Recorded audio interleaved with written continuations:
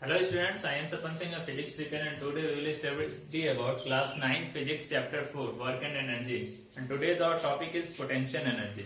What is potential energy? So suppose a brick is lying on the ground. It has no energy, so it cannot do any work. But let us lift the brick to the roof of a house. Now some work has been done in lifting this brick against the force of gravity, and the work gets stored up in the brick in the form of potential energy. Thus, the energy of a brick lying on the roof of a house due to its higher position with respect to ground, and if the brick falls from the rooftop, it can do some work in breaking the window panes or somebody's head. The energy of a brick lying on the rooftop is known as gravitational potential energy because it has been acquired by doing work against gravity.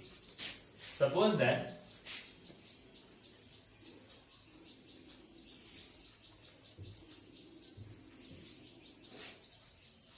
ये एक wall है और इसके नीचे एक ground पे stone रखा हुआ है. अगर इसको हम h हाइट तक ले जाके यहाँ ऊपर रख देते हैं तो यहाँ पे नीचे रखा हुआ है तो इसके अंदर कोई भी एनर्जी नहीं है, इसलिए कोई भी वर्क नहीं करेगा. लेकिन जब इसको हम उठा के यहाँ पे रखते हैं तो ये h हाइट तक जब ले जाते हैं तो हमने कुछ वर्क किया. कौन सा वर्क किया? Work done against gravity.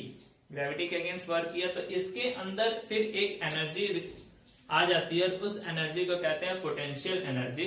और ये एनर्जी आ जाती है तो जब हम इसे फॉल करते हैं, छोड़ते हैं, तो इसके अंदर एक वर्क होता है और ये क्या कर सकता है, जब कहीं गिरेगा तो किसी चीज के ऊपर गिरेगा तो उसको तोड़ सकता है, फोड़ सकता है, उसमें नुकसान पहुंचा सकता है. ठीक है, जमीन पे गिरे तो धंस जाएगा अंदर. तो जो इसके अंदर वर्क करने की क्षमता होती है वो कौन सा एनर्जी के थ्रू आती है? तो जब हमने इसको यहाँ से यहाँ तक उठा के रखा तो इसके अंदर हमने क्या किया, एक पोटेंशियल एनर्जी. तो जब हम इसके ऊपर उठा के रखते हैं तो इसके अंदर कौन सी एनर्जी आ जाती है? पोटेंशियल एनर्जी, जिसके थ्रू जब ये नीचे गिरती है तो ये किसी भी चीज को तोड़ फोड़ सकती है या कोई वर्क करती है. ठीक है, तो बहुत सारे टाइप ऑफ पोटेंशियल एनर्जी होते हैं, जैसे elastic potential energy which due to change in the shape of a body. जैसे हमने किसी बॉडी के शेप को चेंज कर दिया तो उसके कारण जो पोटेंशियल एनर्जी होती है उसको हम क्या कहते हैं? Elastic potential energy. जैसे गुलेल होता है, उसके रबड़ को हम क्या करते हैं? खींचते हैं. तो जैसे वो नॉर्मल है तो उसमें अंदर कोई भी एनर्जी नहीं है, लेकिन जब उसको खींचते हैं तो उसके अंदर एक एनर्जी स्टोर हो जाती है. उस एनर्जी को कहते हैं पोटेंशियल एनर्जी. और जब हम उसे छोड़ते हैं तो आगे की तरफ एक वर्क करता है, वो पोटेंशियल एनर्जी कन्वर्ट हो जाती है वहां पे किस चीज में? काइनेटिक एनर्जी में, और वो वर्क डन होता है. ठीक है, तो पोटेंशियल एनर्जी क्या होता है? The energy of a body due to its position or change in shape and size is known as potential energy.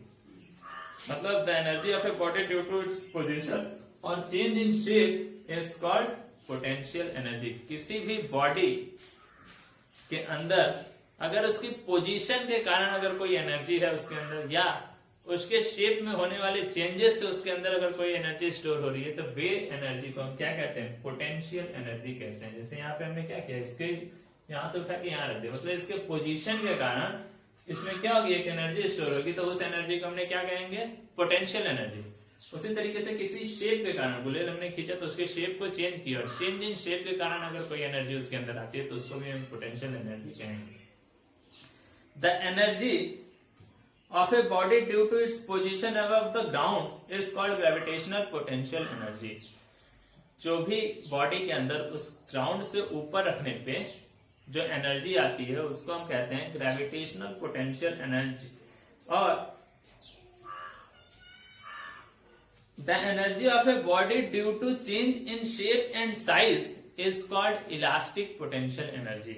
किसी भी ऑब्जेक्ट के अंदर उसके शेप और साइज में होने वाले चेंजेस से जो एनर्जी उसके अंदर स्टोर होती है उसको हम कहते हैं इलास्टिक पोटेंशियल एनर्जी. और the gravitational potential energy as well as elastic potential energy is commonly known as potential energy. ठीक है, अगर इसको हम टाइप्स में देखें तो दो टाइप के हो सकते हैं. Elastic potential energy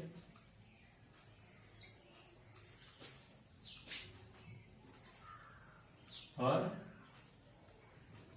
gravitational potential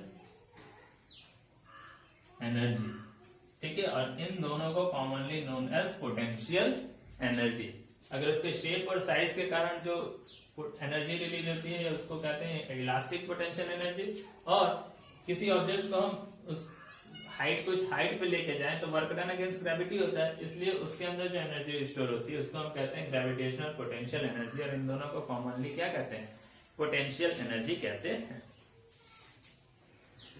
ठीक है। तो बॉडी में process energy when it is not in motion. तो इस तरीके से हम ये कह सकते हैं कि कोई भी बॉडी के अंदर एनर्जी हो सकती है अगर वो मोशन में ना हो फिर भी, क्योंकि हमने इससे पहले पढ़ा था काइनेटिक एनर्जी के बारे में कि अगर कोई ऑब्जेक्ट मोशन में है तो उसके अंदर एनर्जी होती है, कौन सी एनर्जी? काइनेटिक एनर्जी होती है। बट अगर कोई बॉडी मोशन में नहीं है फिर भी उसके अंदर एनर्जी हो सकती है, और कौन सी एनर्जी होती है? तो पोटेंशियल एनर्जी होती है, ठीक है। The sum of potential and kinetic energy of a body is called mechanical energy. यहां पे एक टर्म आता है और मैकेनिकल एनर्जी, ये होता है potential energy plus kinetic energy. किसी भी ऑब्जेक्ट के अंदर जो पोटेंशियल एनर्जी होती है, जो काइनेटिक एनर्जी होती है, उन दोनों का सम क्या कहलाता है? मैकेनिकल एनर्जी कहलाता है, ठीक है। The sum of potential and kinetic energy of a body is called its mechanical energy. जैसे एग्जांपल ले लें तो when we pull the bow string we are storing a potential energy in it. अगर हम किसी धनुष के उसकी खींचते हैं तो उसके अंदर एक पोटेंशियल एनर्जी स्टोर हो जाती है, जब हम उसे छोड़ते हैं तो वो काइनेटिक एनर्जी के फॉर्म में चेंज हो जाती है और वर्क करती है। उसी तरीके से A bird sitting at a height has only potential energy। अगर कोई बर्ड ऊपर की तरफ हाइट पे बैठी है तो उसके अंदर केवल और केवल क्या? पोटेंशियल एनर्जी है। And a bird flying in the sky has potential energy as well as kinetic energy. अगर कोई चिड़िया उड़ रही है flying in the sky, that bird have potential energy as well as kinetic energy. आ गया था फॉर्मूला ऑफ पोटेंशियल एनर्जी।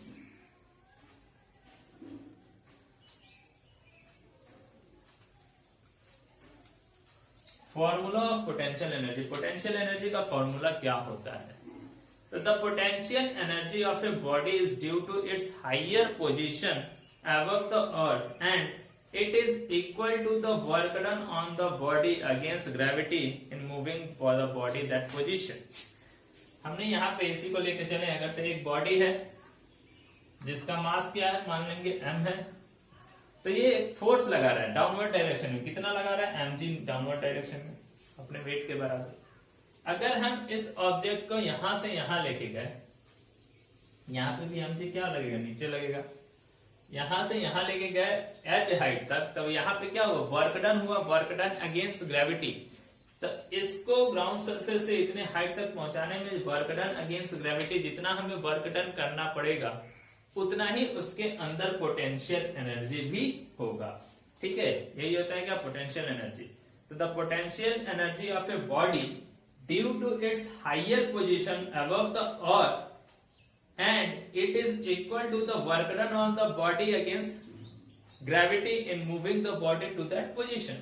किसी बॉडी को उस पोजीशन तक लाने में जो वर्क डन अगेंस्ट ग्रेविटी करते हैं वो इक्वल होता है कि उसके अंदर कितनी पोटेंशियल एनर्जी है।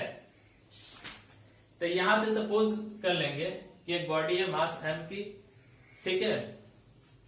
ग्रेविटी कितना लग रहा है? Acceleration due to gravity small g, और h हाइट तक ऊपर ले जाने में जो वर्क डन हमने किया, तो work done is equal to क्या हो जाएगा? Force into distance. फोर्स कितना है? mg into h। W is equal to क्या हो जाएगा? mg h। But we know that this work gets stored up in the body as potential energy. So potential energy is equal to work done। यहां से हम ये कह सकते हैं कि potential energy is equal to mg h। तो जो वर्क डन अगेंस्ट ग्रेविटी का फॉर्मूला होता है, सेम वही फॉर्मूला यहाँ पे पोटेंशियल एनर्जी का भी होता है। अगर किसी बॉडी को ग्राउंड सरफेस से उतने ऊपर तक ले जाते हैं, h हाइट तक ले जाते हैं, तो क्या हो जाएगा? Potential energy equal to mg h। where m is the mass of the body, h is height of the body above the reference point, and g is acceleration due to gravity, which value is 9.8 metre पर second square. ठीक है, तो potential energy को P dot E dot करके लिखते हैं और इसकी वैल्यू जो होती है एम जी एच हो जाती है, और इसका जो यूनिट होता है सेम वही यूनिट होता है सारे एनर्जीज का। ठीक है, तो इसका यूनिट कभी नहीं बदलेगा, जितनी भी एनर्जीज टाइप्स ऑफ एनर्जी रहेंगी सबका यूनिट क्या होगा, सेम होगा। तो आज की क्लास में हमने पढ़ा व्हाट इज पोटेंशियल एनर्जी। ठीक है, and formula of potential energy. तो आज की क्लास में बस इतना ही, धन्यवाद।